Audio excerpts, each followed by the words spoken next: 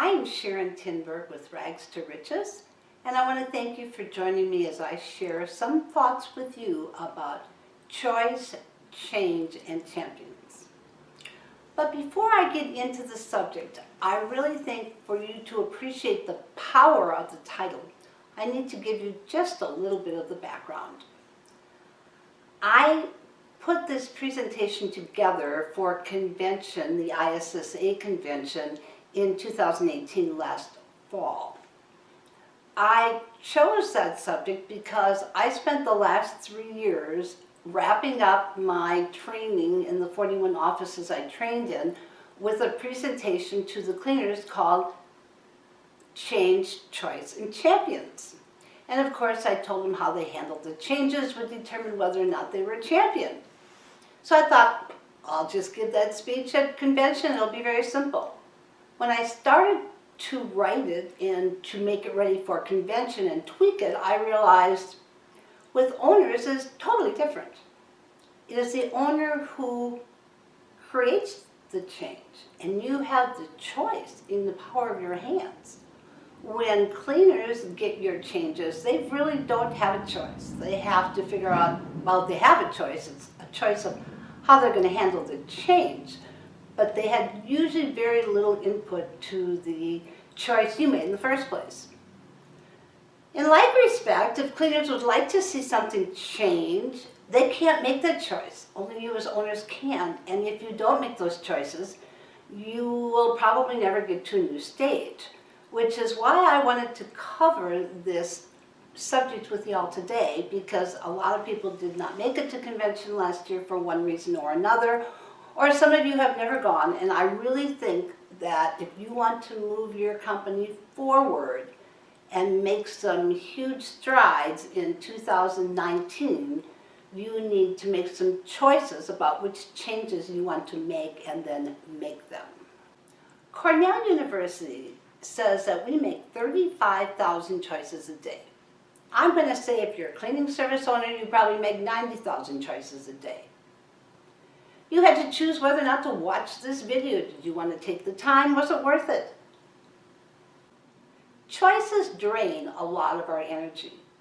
And if we don't make important choices, then nothing gets done.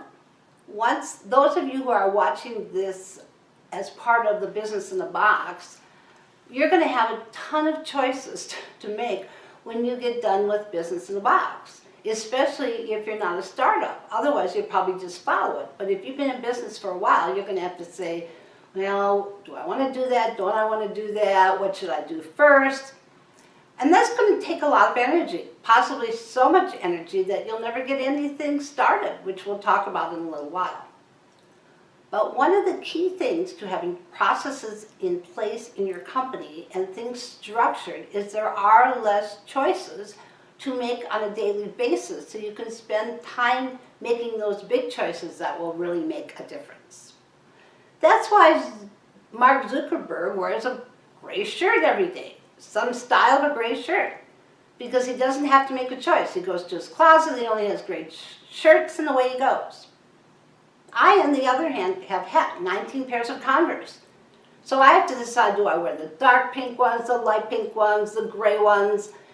I could waste 5 minutes in the morning that Zuckerberg is using to read a book on something that will make him more intelligent because I'm giving myself too many choices. As I said, for those of you who are going through Business in a Box and you're going to end up with 78 areas you're going to take a look at, you could get stuck, like, oh, which software should I buy? Do I even need software? Should I change my software? And if I do, you're going to call some references, and some are going to say one thing is good, the other one is going to say the other thing is good, and what the other person said is bad. Which choice should you make? You certainly don't want to make a wrong one, and sometimes, to keep from making a wrong choice, we make no choice at all.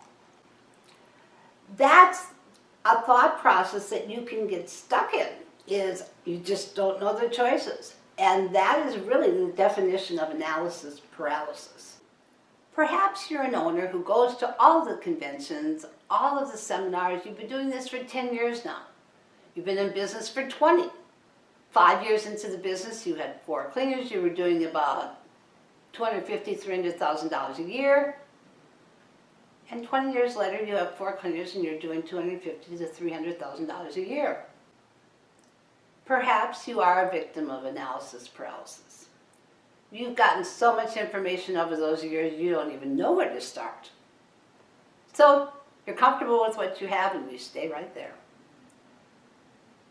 Analysis paralysis can be hugely detrimental to the evolution of your company. The company has to change and you have to make decisions, or you're going to stay exactly where you're at. There are ways to cure a bad case of analysis paralysis. There is a saying, it was said by Otto von Bismarck, only a fool learns from his own mistakes. The wise man learns from the mistakes of others. I think this is very true, but true to an extent. I read once that if you spend 30 minutes a day reading a book on your area, in 5 years you would be an expert in your area. I agree with that. You should read, you should study, you should go to experts and ask questions. You have to learn from other people's successes and their mistakes. It is prudent to remember that everyone is at different stages. So when you ask a person, maybe if you're at a seminar or you call another owner and ask them their opinion or what they did, it's prudent to ask how long have you been in business and how many jobs do you clean a day, so that you can understand if they've been in business for 20 years and they are cleaning 16, 20 jobs a day, you might not want to follow in their footsteps. You also need to remember that it makes a difference when this person started their business. If I wasn't a coach for the last 10 years and didn't stay up with the industry and gave somebody advice after I sold my cleaning business 10 years ago, I would have said flyers will make you successful, because in my day they did, until maybe the last 3 or 4 years when the internet was just starting to come on board. You need to ask this person when they had the biggest growth in their company, the substantial growth. If it hasn't been in the last year or 2, they probably do not have current enough information to make it helpful for you in today's arena. So make sure you ask what stage they're at and how long they have been there. That is one of the reasons why I am completely updating Business in a Box. This is part of it, because things have changed so much in the last 8 years since I wrote Business in the Box. So it's important for you to understand that the person you're getting advice from is current. You can learn everything you possibly can, get all the advice you possibly can, get ideas from everybody else, find out what worked for them and didn't work for them. But you really will not know what will make it in your company until you get in there, implement it, and try it. The kind of advertising a client would love in Hoboken, New Jersey would not fly well in Georgetown, Texas. You need to know your area, you need to know what you can charge in your area. Everything is different. Again, the only way you'll know what will work is through experimentation. So get in the game. Failures happen. If you go into doing something knowing that, there's a 90% chance it'll work, a 10% chance it won't, then it'll be a lot easier to stomach if it doesn't work. Do all the research you can. Make sure that you haven't made any mistakes that you could have kept from making, but then you just got to go in there and try it. Thomas Edison failed 1,000 times before he saw the light. Yikes. I don't know that I'd have that much stamina. But if you can, hang in there and just keep tweaking what goes wrong and keeping your vision where it needs to be, you too can be a Thomas Edison. You can be a Bill Gates if you're not afraid of failure. Another form of paralysis is fear of failure.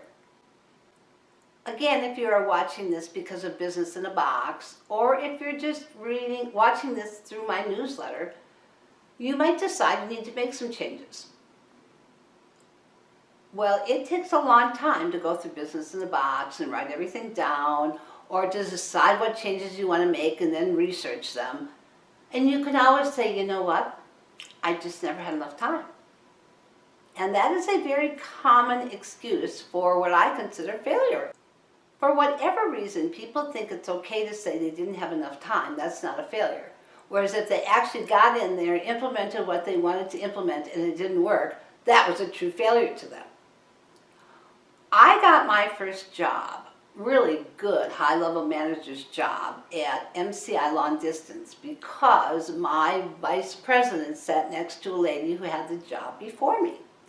She was supposed to hire 50 people in, I think it was 90 days, and it was like the 80th day, and she maybe had 20 people.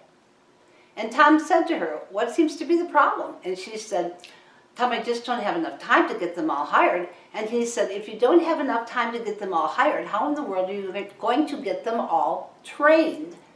And she lost her job the next morning. I got it. The joke was, don't ever sit next to Tom at dinner time. But time is not an excuse. Then you need to figure out how to control your time in your life, and we will talk about that in Business in a Box later on. And for the rest of you, there's really good books out there on how to control your time in your life. Or you can get Business in a Box, and I'll help you do just that. So please do not use lack of time as an excuse for lack of success. Perhaps it's time to stop the research, to stop the questioning, and to just go ahead and implement a change. You'll tweak it as you go, you'll learn. It will be something that will lead you to where you need to be if it was the wrong thing, just like Thomas Edison. Hopefully it won't take you 1,000 times, but it probably won't be perfect the first. Jump in there and make it happen. There are many choices you can make when you're a residential cleaning service owner, and especially those of you who are going through Business in a Box. Write down all the changes that you've ever heard of that you think is a good idea, and continue to keep this list current. I have a list of some 450 ideas. I'm sure when I retire in a year and a half, there'll still be 450 things there. That's okay. If it's a good idea, write it down. So next to the good idea, maybe you decide you want to implement core training at your company. If you've got 10 employees, it'll probably take a minimum of 6 hours an employee, maybe 4, but let's say 6 because you want to do it on the high side. Then put 60 hours in that column next to that project. Then next to that in the column, give it a priority. A, B, C, D, even E, if you have a very long list. Then go back and put due dates on all of those changes. I don't care if they go as far as 2022. Maybe they won't even need to be done by the time you get to them. Now, you've got your changes listed, you've got your A's, go back and figure out of those A's, which is the very first one you want to attack, and attack it. Become obsessed with it. Put it on a piece of paper, put it up in your mirrors at home, put it on your computer at the office. Every time you wake up in the morning, think about that change you want to make. Make that your priority until it is implemented, running smoothly, and then go to your next A. Do it before you're completely ready, because you'll learn as you go and you'll keep investigating. If you are going through Business in the Box, you might have invested 40, 50 hours into learning. Or if you've been to conventions or seminars, how much money and time have you invested? If you are stuck at a stage, it is probably because you are not implementing what you have learned. For the sake of you and for the sake of your employees and the sake of the success of the people who put on that venture, please start implementing your first priority today. All you need to do is get in the game. Change is important and is very rewarding. But you have to have the right mental frame of mind in order to make this happen. You have to believe in change, you have to believe in the project you're implementing, and you have to believe in yourself above all else. You also have to realize that change in the beginning has a major negative impact on your company. And there's so many changes happening that the employee has to go through more than they normally do because of the technological changes and everything that's going on. In 2012, the average employee went through 1.75 changes a year. Today they go through 3 changes a year, major changes. Putting them all on notebooks, major change. But we kind of like do it expecting it to just happen. Statistics show that performance decreases 5% while employees are going through the changes until they're all in place. But as owners, we oftentimes are screaming at our employees because their performance is decreasing during that time. And then on top of that, we have training charges and trainers that aren't performing any work, they're just costing you money on the bottom line. These are all things that you must be ready to handle or you will not go through the changes necessary. Statistics also show that when companies go through changes, only one third are successful. 16% are kind of successful and 50% are just clear failures. Then why is change so difficult when changes just have to happen? I'm going to go through the reasons why change is difficult, but I will say before I do that as a leader, how you are able to handle and lead your followers through change will make the difference between whether or not you stay a $300,000 company or you become a $3 million company. I believe there are 4 points of chaos when you're going through changes. One is uncertainty, one is unpredictability, one is complexity, and the last one is speed. The speed at which we owners all want to get everything done so we can start making money again. So uncertainty. To get away from the uncertainty, you need to make sure that you talk one-on-one to every one of your employees, your cleaners, about this change. Find out how they feel about the change. If they have any uncertainty, make sure that you put that uncertainty to rest. For example, perhaps you're going to start using cleaning tool belts. And this employee once had a full apron that they wore, and it was very hot because they were in the south. You will be able to immediately make them more comfortable with your cleaning tool belt if you're using one that only starts at the waist. So get rid of any uncertainty that they have. Unpredictability. Tell them some other proven results. I have decided to make this change because this company did it, and here's their results. If you're maybe going to have them learn a process of cleaning, perhaps show them videos from other cleaners across the country in offices where this change has taken place and the cleaners love it, so that they go into it with a certain degree of predictability. Might be different at your particular company, but you went into it with a certain positive degree that it's going to turn out great. Complexity. Make sure that everyone knows exactly what's going to happen in this change. It's still going to be complex because changes aren't easy to implement, but the more you're organized and the more you share that with other people, like if you are going to do a training program and you have 15 employees, give them some indication of who you're going to be training first, second, third, fourth. When will you get to that 15th employee? In 3 months? If they know that, they won't have anticipation until 3 months. So the more you inform, the more that they are able to deal with changes. And then again, speed. Try and take it one step at a time, because the faster you try and do something, the more difficult it is. However, the faster you do it, the faster you can get on with that awkward moment when you aren't making a lot of money. That is why people brought me into their office to train for them, because I could get it all done in 1 week. And last, more than anything, learn to embrace change. I love change. I used to work for MCI, and we said it stood for more changes immediately, because that's how a company grows. Google, imagine the changes a Google employee goes through, an Amazon.com company employee goes through. We all want to work for those companies, yet we all hate change. It's an oxymoron. Learn to embrace change if you want your company to hit 3 million, because you're going to have to make some major changes. Have a positive attitude and keep a wonderful sense of humor. You are the leader. If you're not having fun with this change, how in the world can you expect your employees to? When something insane happens and somebody pitches a fit about something, laugh about it. Truly, find humor in it and get through it. It's the only thing that will help you and your employees keep their sanity. You're not a victim, they're not a victim. Neither one of you are a victim of all the technological changes that are coming about.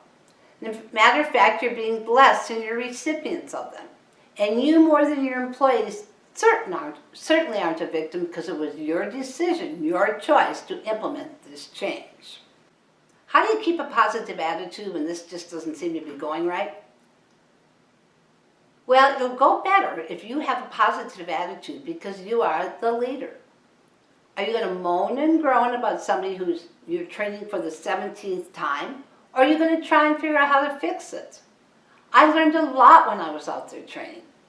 I started making cheat sheets in the bathroom because it is a rather complicated system. But once you learn it, oh my gosh, it's easy as can be. And every cleaner said that, as long as we hung in there long enough with them until they got the system. I mean, how complicated can cleaning be? So they felt even worse because they couldn't get it and all they're doing is cleaning a bathroom. So are you letting them know, hey, this is pretty bizarre, huh? We can't get you to learn a process of cleaning a bathroom? I'm sorry, like, how does that make you feel? Make sure you're talking to them and laughing about it. Eventually they will get it. And develop your patience. I want you to remember that studies at Oxford University show that it takes 254 times before you create a new habit if it's a difficult habit. As I said, a process for cleaning a home very fast without a mistake is a somewhat difficult process. It could easily take 254 homes before they have that pat, and that's the only way they know how to clean a home. And remember, it takes longer if you are unlearning a habit and then learning a new habit, which is exactly what you're going to do if you're teaching your cleaners a new process of cleaning. And be a better team player. Don't be an owner who sits behind closed doors with one team and says, yeah, I know they're really bad. I'm working with them as much as I can. I know they're really stubborn, but I'm going to get them there because everybody's going to do it. No, do not do that, because you've got to know, if they hear you saying that about one team, what do you think they're thinking you are saying about them when you're behind closed doors with somebody else? Always positive. If you have something negative to say about somebody, say it to that person and only that person behind closed doors, or that person and their supervisor, after you've talked to the supervisor about it. But don't be talking behind people's backs. I see this a lot in offices. That is not a leader, that is not a team player. Coming together as a team will make it a lot easier. People will come to you with their problems because they know you won't go to anybody else with them. It'll stay just between the two of you. And remember, most of all, if one member of your team fails, everybody fails. Because if they walk out that door, they might not be able to take the time in the beginning to use your process, and because they've got to take on extra houses. I remember being in an office one day where the team said to the owner, yeah, we'll take on 2 more jobs, but not if we have to do it Sharon's way. We took those 2 jobs away. You do not want to break that habit. So remember that. In the beginning, they'll be slower. In 2 weeks, they'll be 15% faster. Forge better and new relationships with difficult employees during this process. Believe me, I had employees that were there for 20 years in some companies. They were very blessed with this employee, and the last thing I wanted to do was run them off because I'm telling them after 20 years of cleaning, they really don't know how to clean. Now, obviously, I never made that statement, but even those people can be turned around if you're teaching them a process that makes sense, but you have to take the time to tell them why it makes sense. You can't just tell them to do this and do that. So again, it is being communicative that makes changes easier. Think of things that will help them, like through these processes. Like, you know, if you do things right in the home and you learn this process, you're going to get better tips. That's what this is all about. We want the clients to be happy with you, so you do get better tips. And then perhaps think of ways that they can get more tips, like leaving tip envelopes at a home. Please do not start tip envelopes if you have not heard my video on how to use tip envelopes in a residential setting to increase tips. But if you leave a tip envelope, you will probably lose that client, and I'm not going to cover that for time's sake in this video. But think of ways that you can help them through changes. Like, not only do they have to change, but you're going to implement something that's going to help them. Something that's going to make things better. The cleaning tool belts will definitely make their jobs easier if you show them how to use them. And most of all, make sure you have a lot of fun. Breakfasts, parties, celebrations, certificates of completion framed, given away in front of their peers, contests, so that everything is very upbeat when you're going through these changes and they have things to think about other than, oh my God, I can't believe we're going through another change. Make sure you ask a lot of questions during all of this. Never second guess somebody. Find out exactly how they feel. I cannot tell you how many owners I talk to where I say, well, what did the employees say? And they tell me they never asked them because they know how they feel. And if you're going to do something like implementing cleaning tool belts in a company that has tried it before and it failed, please do not make the deadly mistake of going into this change assuming your players are going to hate it. Again, if you implement it differently, if you show them how useful a cleaning tool belt is, only an idiot wouldn't want to keep it. But if I can say anything over and over again, it is communication. Make sure you have the accurate answers from the person you want the answer from. One-on-ones are remarkably important during this process. I spend 80 to 87 hours with cleaners in 5 days when I'm rolling out a new program to 10 to 15 people. It's time consuming, but if done right, change is so exciting and rewarding. And remember, even during this period of change, you still have the power of choice, especially over the 3 most important things. Number 1, you get to choose what you want to focus on. You can either give all of your time and attention to listening to whiners and having them pull you down, or you can focus on implementing this new plan. Go to another team. Stay positive. You can choose what things mean to you. In other words, you can choose when you're meeting in a group setting, which is a deadly mistake most owners make. You can choose to think that the person who's rolling their eyes is saying, oh my gosh, I can't believe she wants me to use a cleaning tool belt. Or you can believe that employee is rolling their eyes because they can't believe somebody else in the room is having problems with using such a useful product. The only way you can know why those eyes are rolling is to ask that person. And believe me, we have done just that in offices I have been in. You have simply got to take the time to find out whether or not those rolling eyes are eyes of consent or discontent. It takes time, but if you don't find that out right away, you will never have a successful implementation. The choice really is yours.